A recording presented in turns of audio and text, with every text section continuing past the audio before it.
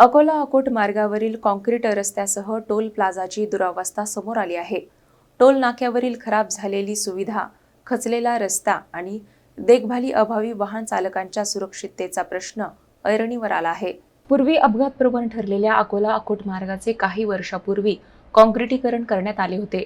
मात्र आता या मार्गासह टोल प्लाझाची अवस्था अत्यंत दयनीय झाली आहे. टोल नाक्यावर बसविण्यात आलेले टीन अनेक ठिकाणी उडाले असून कर्मचाऱ्यांसाठी उभारण्यात आलेल्या केबिनही खराब अवस्थेत आहेत. याशिवाय टोल प्लाझा लगतच्या काँक्रीट रस्ता खचल्याने वाहन चालकांसाठी मोठा धोका निर्माण झाला आहे. या ठिकाणी पायाभूत सुविधांच्या देखभालीकडे दुर्लक्ष झाल्याचे चित्र दिसून येत असून बांधकामाच्या गुणवत्तेबाबतही प्रश्न उपस्थित होत आहेत. रस्त्याची आणि टोल प्लाझाची तातडीने दुरुस्ती न झाल्यास मोठा अपघात होण्याची शक्यता व्यक्त केली जात आहे. त्यामुळे संबंधित यंत्रणांनी तातडीने पाहणी करून आवश्यक दुरुस्तीची कामे हाती घ्यावीत आणि वाहन चालकांच्या सुरक्षिततेसाठी प्रभावी उपाययोजना कराव्यात, अशी मागणी नागरिकांकडून होत आहे. अकोला अकोट हा मार्ग गेल्या काही वर्षांपूर्वी पूर्णतः सिमेंट कॉन्क्रीटचा बनवण्यात आला होता. पूर्वी हा मार्ग जो आहे हा पूर्णतः डांबरचा होता, अत्यंत खडतर होता. नागरिकांना या मार्गावर येण्यासाठी खूप त्रास सहन करावा लागत होता.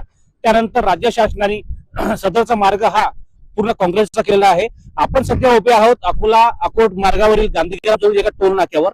आपण सध्या स्थितीमध्ये त्या टोल नाक्याची परिस्थिती आपण बघतो. या ठिकाणी पूर्ण टोल नाका जो आहे तो पूर्णतः खराब झालेला आहे. या ठिकाणी टोल नाक्यामध्ये टोल कर्मचाऱ्यांची बसण्याची जी कॅबिन बनवलेली आहे त्या ठिकाणी एका धडक मारून संपूर्ण टोल तो त्या कॅबिनवर पडलेला आहे.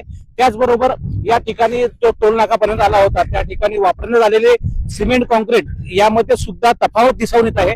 ठिकाणी झालेल्या बांधकामामधले विटा या पूर्णतः बाहेर पडलेल्या आहेत. त्याचबरोबर या साईडला जो अकोल्याकडून गांधीजवळ मार्ग जातो या ठिकाणी हा संपूर्ण रस्ता एका साईडला पूर्ण दबलेला आहे. आणि जर का वाहनधारक या रस्त्याने आला तर मोठा अपघात होऊन मोठी जीवितहानी होण्याची शक्यता नाकारता येत नाही. दाखवू शकतो की या ठिकाणी एवढे अंतर सध्या या ठिकाणी हा पूर्णतः रस्ता दबलेला आहे. याकडे राज्य शासन लक्ष देईल का, अशी संपूर्ण अकोल्याकरांची तसेच अकोला जिल्ह्यातील मागणी आहे. ANN न्यूज करता सुरेश राठोड, अकोला.